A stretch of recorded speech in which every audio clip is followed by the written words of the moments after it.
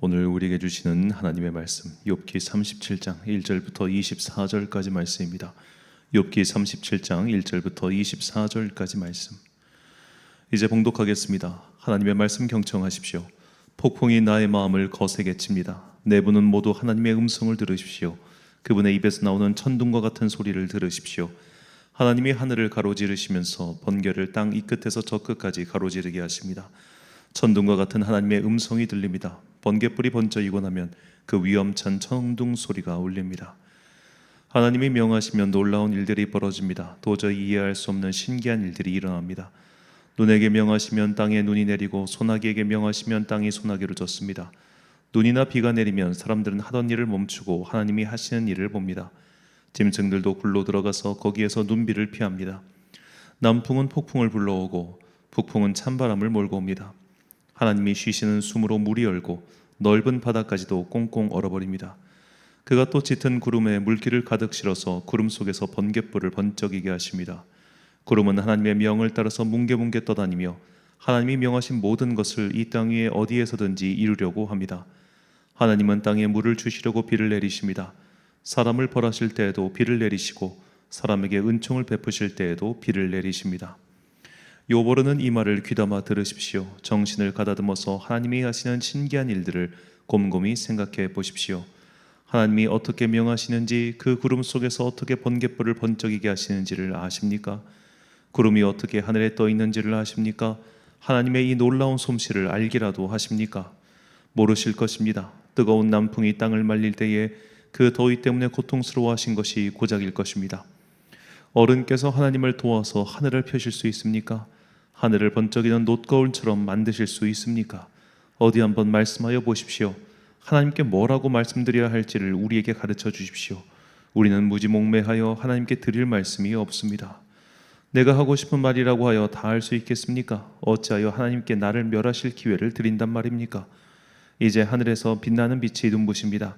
쳐다볼 수 없을 만큼 밝습니다. 바람이 불어서 하늘이 맑아졌습니다. 북쪽에는 금빛 찬란한 빛이 보이고 하나님의 위엄찬 영광이 우리를 두렵게 합니다. 하나님의 권능이 가장 크시니 우리가 전능하신 그분께 가까이 나아갈 수 없습니다. 사람을 대하실 때에 의롭게 대하시고 정의롭게 대하여 주십니다. 그러므로 사람이 하나님을 경외해야 하는 것은 당연합니다. 하나님은 스스로 지혜롭다고 하는 사람을 무시하십니다. 아멘. 두려움에서 경외함으로 오란 제목으로 하나님의 말씀 선포하겠습니다. 인간의 지각을 보통 인지라고 부르죠. 우리에게는 오감이 있습니다. 촉각, 후각, 미각, 청각, 시각, 이 5가지 정보 기관을 이용해서 우리는 외부의 정보를 획득하죠. 그러니까 눈으로 보고 손으로 만지고 귀로 듣고 냄새를 맡을 수 있고 그리고 맛을 볼 수 있다는 것. 인간은 이 5가지 감각을 통해서 외부의 정보를 획득합니다. 그런데 인간의 감각으로 획득할 수 있는 정보의 양은 분명한 한계가 있습니다. 예를 들어 우리가 들을 수 있는 주파수, 그러니까 음역대가 한정되어 있죠. 우리는 그것보다 훨씬 더 넓은 음역대는 들을 수 없습니다. 그러니까 인간은 듣지 못하는 그 영역대의 소리를 때로는 어떤 짐승들은 들을 수 있죠. 후각도 마찬가지입니다. 우리가 맡을 수 있는 냄새에 한계가 있습니다. 그런데 짐승들은 이것보다 훨씬 더 많은 것들을 볼 수 있죠. 느낄 수 있죠. 시각도 마찬가지죠. 시각은 우리가 이제 가시광선이라고 하는 부분은 정말 빛의 큰 파장 중에서 굉장히 일부분에 불과하지 않습니까? 나머지는 우리가 볼 수 없는 게 훨씬 많습니다. 이렇게 인지의 바깥, 즉 사람의 감각기관으로 파악할 수 없는 부분에서 일어나는 일들, 우리는 이런 일들에 대해서 본능적인 두려움을 가지고 있죠. 우리가 아직도 아이들이 됐던 어른들이 되었던 본능적으로 귀신이라고 하면은 뭔가 몸이 싹 떨려오는 이유가 바로 여기에 있습니다.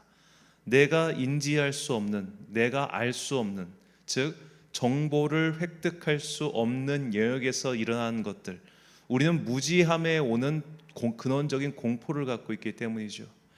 제가 예전에 외국에 나갔을 때 그냥 모든 게 두려웠습니다. 흑인, 백인, 히스패닉, 그런 다른 인종, 그리고 다른 언어를 쓰는 사람들, 그 사람들에 대해서 모르기 때문에 두려웠어요. 말도 통하지 않고 저게 무슨 말인지도 모르겠고, 그러니까 모든 게 다 두려운 거예요. 조금씩 그 문화와 그 상황을 알면서부터 그 두려움이 사라졌습니다. 바꿔 말하면 우리는 내가 인지할 수 없고 내가 정보를 획득할 수 없는 그 영역에 대해서는 언제나 근원적인 공포를 가지고 있다는 겁니다. 이런 인간의 근원적인 공포를 가장 잘 보여주는 성경의 한 장면이 시내산에 하나님께서 임재하셨을 때 장면입니다. 출애굽기 20장 18절과 19절 말씀. 뭇 백성이 우레와 번개와 나팔 소리와 산의 연기를 본지라 그들이 볼 때에 떨며 멀리 서서 모세에게 이르되 당신이 우리에게 말씀하소서 우리가 들으리다. 하나님이 우리에게 말씀하시지 말게 하소서 우리가 죽을까 하나이다. 아멘. 자, 하나님께서 시내산에 임재하셨습니다. 그 임재하신 소리가 마치 우레소리, 번개소리, 나팔소리 그리고 연기와 같아 보였습니다. 우레와 똑같은 소리, 번개와 똑같은 소리, 연기와 똑같은 모양이 아니라 차마 형용할 수 있는 방법이 고작 그 정도밖에 안 됐다는 겁니다. 그러니까 인간의 언어로 표현할 수 있다는 것은 인간의 감각기관으로 잴 수 있다는 말입니다. 우리는 우리의 감각기관으로 잴 수 없는 것은 표현할 방법도 없어요. 글로는. 그러니까 우리가 말로 차마 설명하지 못하겠다. 어떤 특별한 장면이나 혹은 사건이 일어났을 때 난 이거를 말로 표현 못하겠어. 그런 게 있죠. 자, 지금 이 장면은 자기들이 가용할 수 있는 최대한의 단어와 언어 어휘를 사용해서 말했을 뿐이지 이거 그대로가 아니라는 겁니다. 인지의 바깥에서 일어났습니다. 차마 상상할 수 없는 일이 벌어졌습니다. 생전 본 적이 없는 일이 벌어졌습니다. 그래서 그들은 두려웠습니다. 그래서 모세에게 대신 가러 갑니다. 더 가까이 갔다 우리가 죽을 것 같으니까 당신 혼자 가라고 말이죠. 이것이 하나님을 접하게 되었을 때 인간의 자연스러운 반응입니다. 이것을 두려움이라고 하죠. 내가 인지할 수 없고 내가 감각으로 캐치할 수 없고 차마 말로 형용할 수 없는 그 어떤 거대한 존재, 인지의 바깥의 존재를 만났을 때 인간을 이렇게 두려워하게 된다는 겁니다. 자, 오늘 본문에서 오늘 본문은 욥의 지인 엘리후의 마지막 말인데 이 하나님을 두려워하고 그리고 그 인지의 바깥 인간이 감히 상상할 수 없는 그분을 경외해야 한다고 본문의 화자는 말합니다. 23절과 24절 말씀. 전능자를 우리가 찾을 수 없나니 그는 권능이 지극히 크사 정의나 무한한 공의를 굽히지 아니하심이니라. 그러므로 사람들은 그를 경외하고 그는 스스로 지혜롭다 하는 모든 자를 무시하시느니라. 아멘.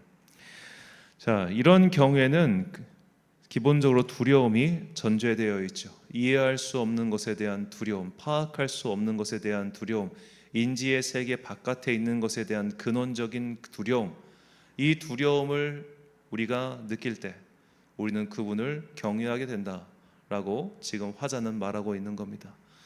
자, 이 말은 당연히 맞는 말입니다. 절대로 틀리지 않습니다. 하나님을 경외한다고 하는 것은 그분을 두려워하는 것이며 그분을 무서워하는 겁니다. 내가 차마 파악할 수 없고 내가 차마 설명할 수 없고 내가 차마 감각 세계로 어떻게 설명조차 못하는 그분 앞에 섰을 때 두려워하지 않을 도리가 있겠습니까? 무서워서 벌벌 떨게 될 겁니다. 마치 중국에 나오는 말처럼 삼도육비의 괴물이 있다고 생각합시다. 머리가 3개 달려있고 손이 6개가 있던 어떤 그런 아수라와 같은 괴물이 우리 눈앞에 실제로 있다고 쳐봐요. 얼마나 두렵겠습니까? 우리의 인지세계에선 저런 괴물은 없었잖아요. 마치 내가 인지할 수 없는 근원적인 공포심으로 인해서 하나님을 단지 두려워하기만 한다면 우리는 공포 영화에 나오는 그런 괴물들을 보며 하나님을 두려워하는 것과 그런 괴물들을 두려워하는 것과 하나님을 두려워하는 것이 감각적으로 물론 차이가 있겠죠. 그런데 과연 이 두려움의 모양이 다른가? 라는 그런 질문을 할 수 있을 겁니다. 그런 상상 속의 괴물을 두려워하는 것과 그냥 하나님의 그 엄청나게 크시고 감히 파악할 수 없는 그것을 두려워하는 것, 이 두려움이라고 하는 감정상의 차이가 과연 무엇일까요? 그 차이는 어쩌면 굉장히 적을 수 있습니다. 근본적으로 인지세계 바깥에 있는 것에 대한 두려움의 근원이 있기 때문이죠. 성경은 단순히 너희가 하나님을 이런 식으로만 두려워하지 말라. 이런 식의 두려움은 사실 반쪽짜리 두려움, 반쪽짜리 경외라는 것을 바로 예수 그리스도를 통해서 우리에게 전해주고 계십니다.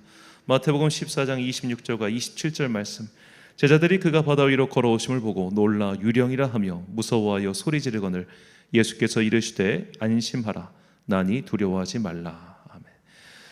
자, 제자들의 눈앞에 인지를 초월하는 일이 벌어집니다. 사람이 무리를 걸어온 겁니다. 사람이 소금쟁이도 아닌데 어떻게 무리를 걷습니까? 자기가 상상할 수 없는 일이 눈앞에 벌어진 거예요. 그러자 소리를 지릅니다. 저건 귀신이다. 저건 유령이다. 사람일 리가 없다. 그때 주님께서 말씀하십니다. 안심하라 라고 말이죠. 그리고 두려워하지 말라라고 하십니다. 만약 주님께서 제자들이 자신을 그저 경외하기만을 바랬더라면 나는 하나님의 아들이다. 그러니 너희는 나를 경외하라라고 말씀하셨을 겁니다. 그리고 그들은 경외하지 않을 도리가 없었을 겁니다. 인지세계 바깥에 엄청난 일이 벌어졌기 때문이죠. 그것은 단순히 사람을 고치는 일과는 차원이 다른 일이었습니다. 왜냐하면 이 고대에는 사실 예수님 외에도 병을 고친 사람들이 많잖아요. 우리가 성경을 봐도 엘리야와 엘리사를 통해서 또 많은 이적들이 일어나지 않았습니까? 그러니까 이런 이적들은 그들이 상상할 수 있는 이적이었어요. 놀랍고 두렵긴 하지만 그래도 과거의 사례가 있으니까 이런 식으로 말씀이 성취되는구나 상상할 수 있는 범주 내의 일이었어요. 놀라운 일이긴 하지만 두려운 일은 아니었다 이 말이에요. 굳이 구분하자면 우리의 감각 세계에서 병든 사람이 나은 거니까, 병든 사람이 원래대로 돌아간 거니까 상상할 수 있잖아요. 그런데 사람이 물 위를 걸어오는 것은 상상할 수 없는 일이었어요. 그래서 그들은 두려워했을 때 예수님께서는 그 두려움, 그 상태에 머물러 있지 말고 안심하다, 나라, 그렇게 말씀하십니다. 인지세계 바깥에서 일어나는 어떤 일이 벌어졌을 때 우리는 이처럼 두려워합니다. 내가 상상할 수 없는 일이 일어났을 때 우리는 괴로워하죠. 심지어 우리가 이 인지세계 바깥, 정보의 바깥에서 일어난 일을 조금 이제 발을 바꿔서 나의 생각과 나의 계획의 범주로 한번 생각을 해봅시다. 우리는 내 생각 외의 일이 일어나면 짜증나요. 힘겨워해요. 내가 이렇게까지 생각했고 이렇게 계획을 세웠는데 그 계획이 어그러지면 힘겨워하는 게 사람의 모두가 다 똑같은 마음입니다. 갑자기 일이 생기고 갑자기 뭔가가 틀어졌을 때 그런가 보다 이렇게 훌훌 넘어갈 수 있는 사람 그렇게 많지 않습니다. 다 그런 것이 조금씩 힘들어요. 우리에게는 기본적으로 나의 감각 세계 안에 모든 것들을 두고 싶어하는 그런 어떻게 보면 권위 욕구 혹은 지배 욕구가 다 갖고 있기 때문입니다. 그런데 하나님께서는 이 바깥에 계세요. 그래서 그 바깥에 계신 하나님을 우리는 기본적으로 두려워합니다. 그런데 하나님께서는 이 두려워하는 이 상태로 우리를 두지 않으세요. 나의 영역과 하나님의 영역이 각각 달리 있었는데 하나님께서 우리를 당신의 영역 안으로 초청하셨습니다. 부르셨습니다. 이것이 자녀됨의 의미입니다. 그저 만약 그 영역 밖에 있는 종이었다면 계속 두려워하는 채로 두는 게 맞아요. 너는 그냥 두려워해. 주인의 채찍을 무서워해. 이 관계로 끝나는 게 맞아요. 그런데 하나님께서는 그 관계로 우리를 두지 않으셨어요. 우리를 자녀의 신분을 주셨습니다. 그것을 선불로 주셨기 때문에 은혜라고 하는 겁니다. 노예가 뭔가 똑똑하고 일을 잘하니까 저 녀석한테 우리 가문의 후계를 잇게 만들어야겠다 해가지고 그래서 양자를 삼으신 것이 아니라 그냥 모두에게 그 양자됨의 은혜를 주신 거죠. 그래서 우리의 신분이 상승한 겁니다. 하나님의 자녀가 되었습니다. 그저 두려움의 관계, 인지세계 바깥의 관계, 상상할 수 없고 참여할 수 없는 관계로 우리를 두지 않으시고 상상할 수 있는 관계, 함께하는 관계로 우리를 끌어다니셨습니다. 이것을 우리가 사랑의 관계라고 부르지요. 주님께서는 우리가 단순히 두려움의 관계, 거기에 머물러 있지 않고 사랑의 관계로, 그분의 안에 들어가는 관계로, 그래서 그분과 하나가 되는 관계로 우리를 초청하고 계시는 겁니다. 이 관계 속에서 우리가 진정으로 주님을 경외해야 하는 이유를 찾을 수 있습니다. 우리는 단순히 하나님의 크심과 하나님의 전능하심과 그분의 권위 때문에 경외하는 것이 아닙니다.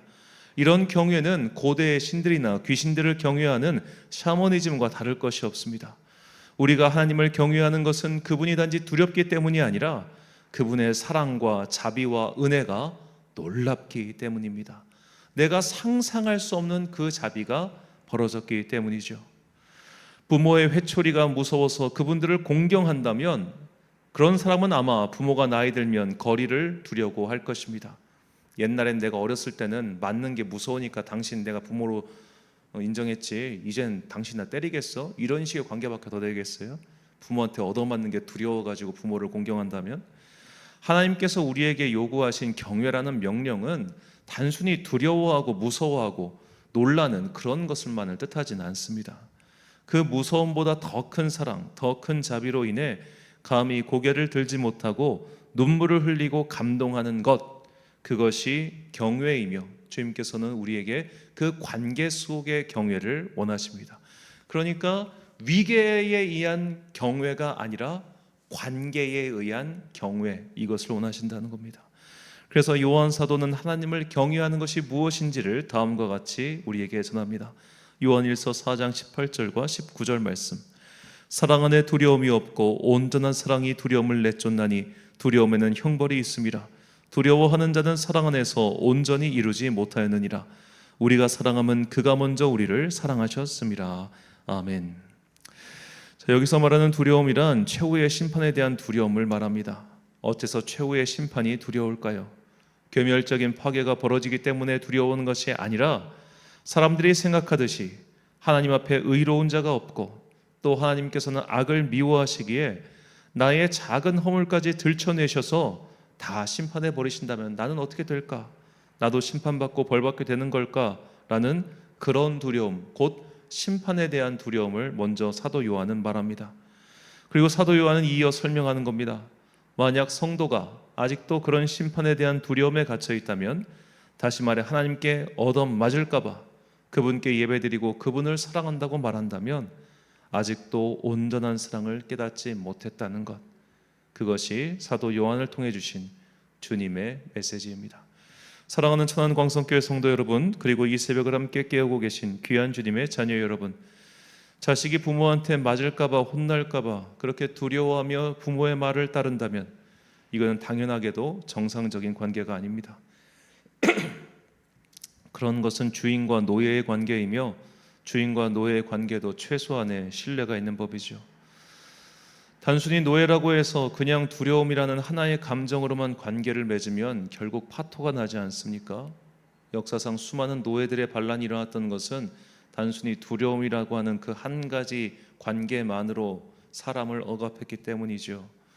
우리를 만드신 하나님께서 우리를 모르실 리가 없습니다. 물론 우리는 하나님께 절대로 무례해서는 안 되죠. 하나님의 자비와 용서가 크심에도 불구하고 끝까지 그분께 등을 돌리는 자들에게는 구원받은 자녀의 자격이 상실되는 이유가 바로 여기에 있습니다. 무례해서는 안 됩니다. 예의를 지켜야 됩니다. 하지만 단순히 그 예의를 지킨다는 것이 그분께 얻어맞을까 무서워서 지키는 것이 아니라 그분의 사랑과 은혜, 나를 회복시켜 주신 그 크신 자비하심 때문에 우리는 그 관계 앞에서 복종하고 순종하고 무릎을 꿇는 것이죠. 하나님을 경외한다는 것이 무엇인지 그 본질을 잊지 마십시오. 우리는 단순히 두려움 때문에 그분을 따르는 것이 아니라 하나님의 사랑과 자비에 감화되어 그분을 사랑하게 된 것입니다. 그것이 주님의 은혜로 관계가 회복된 성도가 품어야 할 건강한 믿음의 근원입니다. 내 안에 그 근원이 훼손되어 있지는 않는지, 분명히 바르게 서 있는지 주님 앞에서 기도하면서 확인하시고 하나님과 우리 사이의 바른 관계를 정립해가는, 사랑받고 또 사랑을 드리는 주의 자녀들이 되시길 예수님의 이름으로 축원합니다. 기도하겠습니다. 사랑과 풍성하신 아버지 하나님, 오늘 욥기 엘리후의 마지막 말을 통하여 하나님을 경외하는 것이 무엇인지 그 근원을 살펴볼 수 있도록 인도해 주시니 감사합니다. 우리는 주님께 맞을까 봐 무서워서 섬기는 자들이 아니라 주님의 사랑과 은혜에 감화되어 변화되어 마땅히 드려야 할 경외와 사랑을 드리는 자들임을 깨닫게 해주시니 감사합니다.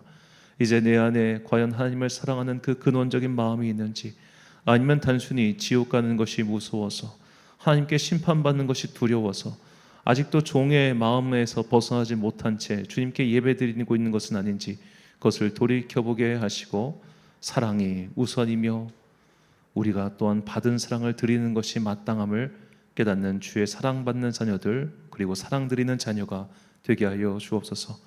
한 주의 중간인 수요일입니다. 7월의 첫 번째 수요 예배를 주님께 올려드리오니 이 시간을 주님께서 귀하게 받으시사 주님이 주시는 지혜와 은혜로 말미암아 다시 한번 거듭나며 다시 한번 주님의 길을 향하여 전진해 나아가는 거룩한 자녀들 되게 하여 주옵소서.